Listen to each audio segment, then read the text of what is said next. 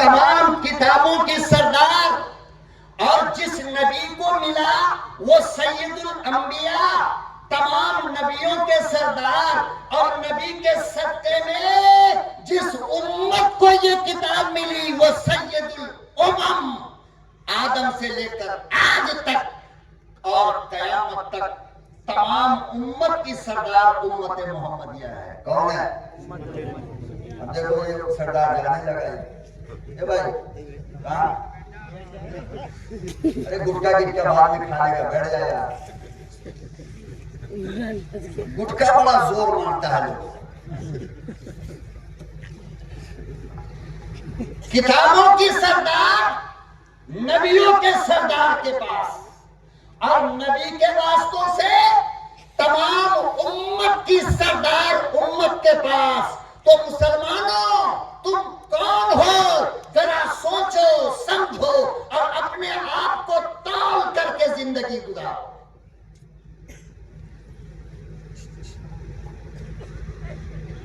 ساری کتابوں کی سردار کتاب ملی کس کو؟ ہمیں۔ کسے؟ ہمیں۔ اور سارے نبیوں کا سردار ملا کس کو؟ ہمیں۔ اور پھر ساری امت کے سردار ہونے کا تاج پہنایا گیا کس کو؟ ہمیں۔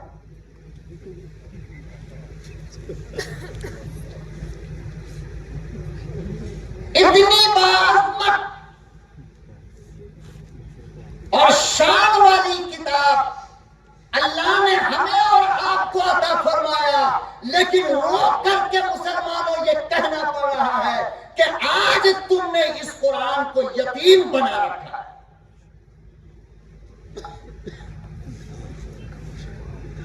لاوارث بنا رکھا ہے کہ کوئی قرآن کا وارث نہیں۔ اتنے لوگ بیٹھے ہو، بتاؤ کس کے گھر میں قرآن نہیں ہے؟ اٹھاؤ ہاتھ۔ ہے کوئی جس کے گھر میں اللہ کا قرآن نہ ہو؟ لیکن کیا یہ بھی بتا سکتے ہو کہ تمہاری بیوی نے آج قرآن پڑھا؟ تمہاری بیٹی نے آج قرآن پڑھا؟ تمہاری ماں نے آج قرآن پڑھا؟ تمہاری بہو نے آج قرآن پڑھا؟ قرآن ہے، پڑھنے والی نہیں، پڑھنے اور پڑھنے والا نہیں ہے۔ لیکن یہ بتاؤ تمہاری بیوی نے ناشتہ کھایا؟ جی۔ اماں نے کھایا؟ جی۔ بیٹی نے کھایا؟ جی۔ بہو نے کھایا؟ جی۔ پوتا پوتی ناتی ناتی نے کھایا؟ جی۔ تو رب کا دیا ہوا کھانا کبھی ناغا نہیں ہوتا، اور اللہ کے کلام کو کبھی پڑھنا نہیں ہوتا؟ شرم نہیں آ رہی؟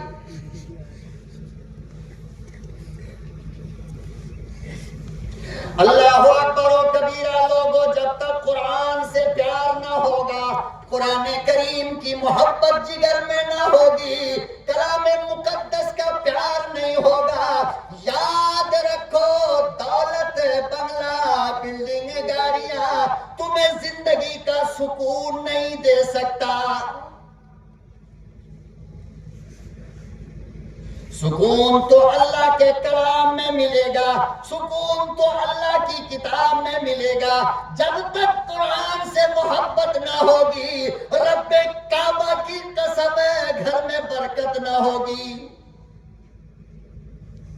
زندگی سے برکت ختم ہو جائے گی، اولاد سے برکت مٹ جائے گی، مکان سے برکت ختم ہو جائے گی۔ پھر آ کر کے کہو گے مولانا ہمارے گھر میں پتھر گرتا ہے، ہمارے گھر میں آواز آتی ہے، ہمارے گھر میں بلی روتی ہے، ہمارے گھر میں کتا روتا ہے، اور اٹھ کے دیکھتے ہیں تو کچھ نہیں ہے۔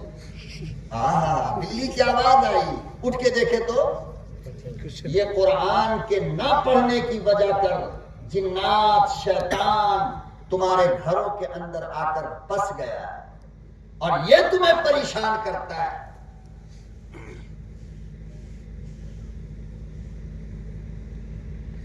اللہ اکبر و کبیرہ لوگوں، اندازہ لگاؤ مولانا رشید احمد گنگوہی رحمت اللہ علیہ، انگریز نے ہندوستان کی آزادی کے لیے آواز اٹھانے کی بنیاد پر آپ کو جیل میں رکھا، آپ کے ہاتھوں میں ہتھکڑیاں، پاؤں میں زنجیر باندھ کر جیل میں رکھ دیا۔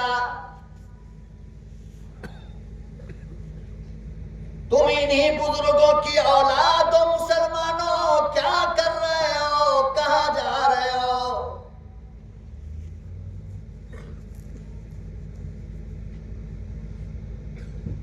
مولانا رشید احمد گنگوہی رحمت اللہ علیہ جیل میں گئے، اندر ایک مسلمان قیدی پہلے سے موجود تھا، مولانا نے اسے قرآن پڑھانا شروع کر دیا۔ کہاں؟ جیل۔ بول دو، تھک گئے؟ نہیں تھکے۔ سچی بات؟ تھکنے کے بعد ہم بات نہیں کرتے، تھکے تو نہیں؟ کہاں شروع کر دیا؟ جیل میں۔ گویا مولانا رشید احمد گنگوہی یہ بتانا چاہ رہے تھے کہ مسلمانوں، تم جہاں بھی رہو وہاں ایک مدرسہ بنا سکتے ہو۔ کیا کر سکتے ہو؟ چاہے جیل میں ہو، چاہے اسٹیشن پر، اسٹیشن پر کھڑے ہو جاؤ قرآن پڑھانا، ارے اسی کو مدرسہ کہتے ہیں نا۔ افسوس کے مقام ہے مسلمانوں کہ مولانا رشید احمد گنگوہی جیل میں بیٹھ کر مدرسہ قائم کر رہا ہے اور جیل میں قرآن پڑھا رہا ہے۔ مسلمانوں، آج کوئی مولوی اگر اپنا پسینہ گرا کر 4 اینٹ کی دیوار کھڑی کر کے مدرسہ قائم کر دے تو تمہارے پیٹ میں مڑور ہونے لگتا ہے، جلن ہونے لگتی ہے۔ تو میں کہتا ہوں اور سیلوٹ مارتا ہوں مصطفیٰ کے ان غلاموں کو جو مدرسے کی اینٹ کو اپنے کاندھے پر اٹھا کر کہے مولانا مزدور مت رکھو، یہ دیوار میں بناؤں گا۔ اور اللہ کی لعنت ایسے شخص پر ہو جو مدارس اسلامیہ کی مخالفت کرتا ہو، اللہ کبھی اس کو خوش نہیں رکھنے والا ہے۔ ارے بابا، مدد نہیں کر سکتے تو برائی تو مت کرو، بولو برائی کرنا۔ اگر کسی مولوی نے ایک ادارہ قائم کر لیا تو اس میں کیا ہوگا بھائی؟ ارے کیا ہوگا بولو نا؟ قرآن کی تعلیمی تو ہوگی، یا ڈانس کا پروگرام ہوگا، ڈی جے بجے گا، کیا ہوگا؟ تو میں کہتا ہوں کہ مولوی کی مخالفت نہیں کر رہے ہو، اللہ کے قرآن کی مخالفت کر رہے ہو، اور اللہ کے قرآن کی مخالفت کرو گے تو نہ دنیا میں سکون ملے گا نہ آخرت میں سکون مل سکتا ہے، یاد رکھنا یہ بات۔ اس لیے مدرسوں کی مخالفت مت کیا کرو گے؟ بولو کرو گے؟ نہیں، بلکہ آپ کو خوش ہونا چاہیے۔ کیوں؟ اس لیے کہ سرکار دو جہاں صلی اللہ علیہ وسلم نے فرمایا کہ زمین کے جس ٹکڑے کو اللہ سب سے زیادہ پسند کرتا ہے نا، اس ٹکڑے پہ یا تو مسجد بنوا دیتا ہے یا مدرسہ بنوا دیتا ہے۔ تو تمہاری بستی تو مقدر کی سکندر ہے جو یہاں مدرسہ بھی ہے اور مسجد بھی ہے، تو کیوں اپنی قسمت کو پھوڑنا چاہ رہے ہو، برباد کرنا چاہ رہے ہو؟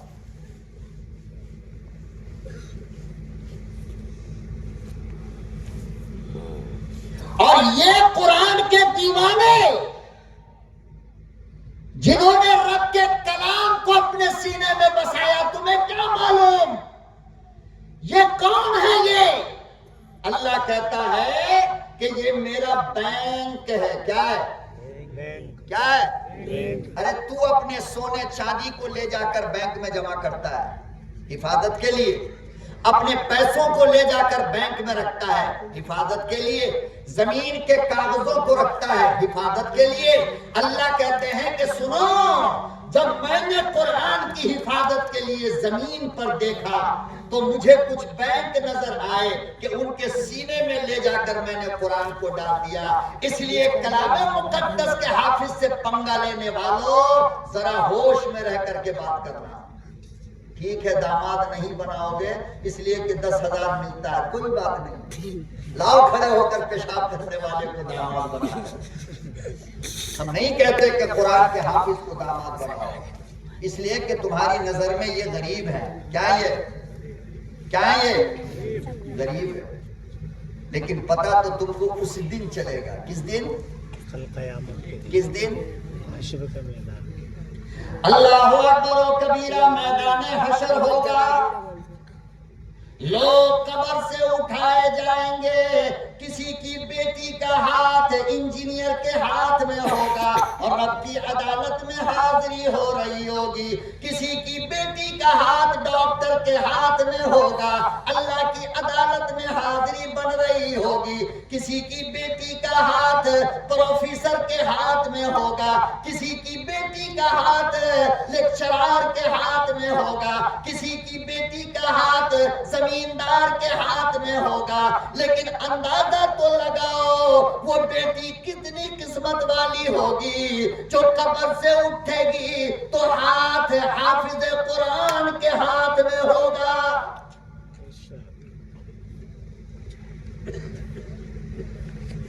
پھر گاؤں کے ٹھیکیداروں، چودھریوں،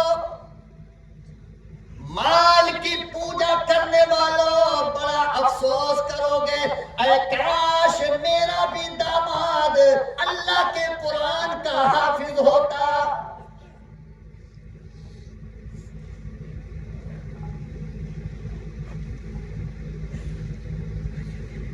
ایک بات بتاؤں،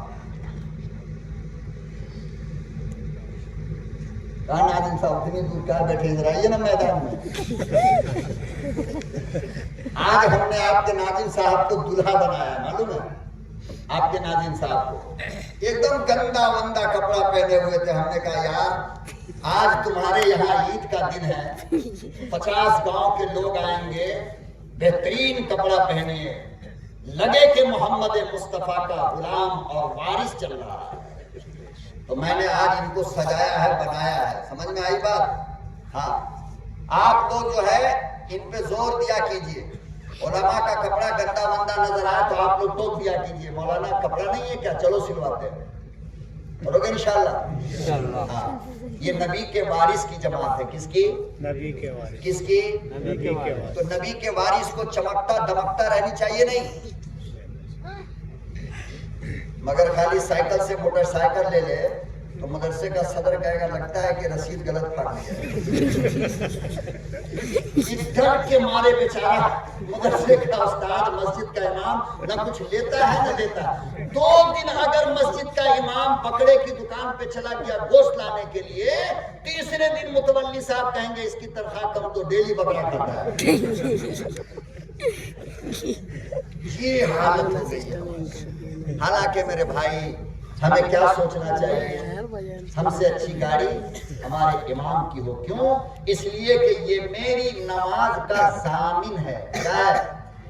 یہ میری نماز کا قیامت کے دن سپورٹر بنے گا اللہ کی عدالت میں، یہ میرے آگے رہتا ہے، کیا رہتا ہے؟ یہ الگ بات ہے کہ مسجد میں آپ ان کو آگے رکھتے ہو، باقی ولیمہ شادی وادی میں تو ایک دم پیچھے رہتا ہے، آگے رہے گا کھڑے ہو کر پیشاب کرنے والا نیتا جی، چیئرمین جی، مکھیا جی، ممبر جی، کاؤنسلر جی اور حافظ جی سب سے پیچھے۔ مسجد میں بڑی مشکل سے ہم لوگ آگے کر دیتے نہیں،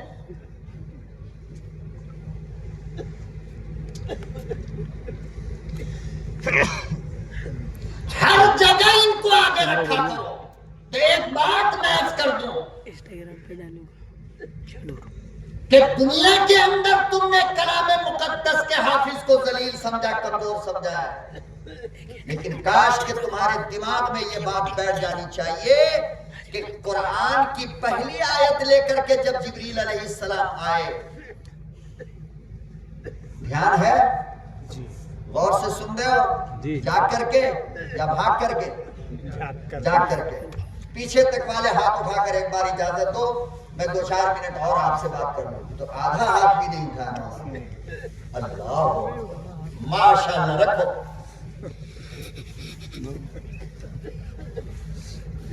پہلی آیت قرآن کی غار حرا کے اندر جب جبریل علیہ السلام آئے، علماء کی موجودگی میں اسٹیج پر بھی علماء ہیں اور سامنے بھی میں جانتا ہوں کہ علماء اور حفاظ اکرام بیٹھے ہوئے ہیں، علماء کی موجودگی میں کہتا ہوں پوچھ لینا ان سے، جبریل علیہ السلام جب پہلی آیت قرآن کی لے کر آئے تو کیا کہا تھا؟ امام الانبیاء پڑھیے، کیا کہا؟ کیا کہا؟ ایک ہاتھ دور کھڑے تھے جبریل علیہ السلام، سمجھے؟ اور یہیں سے کہہ رہے تھے پڑھیے، تو میرے پوائنٹ نوٹ کرنا، یہ سب تو بہت سنے ہو،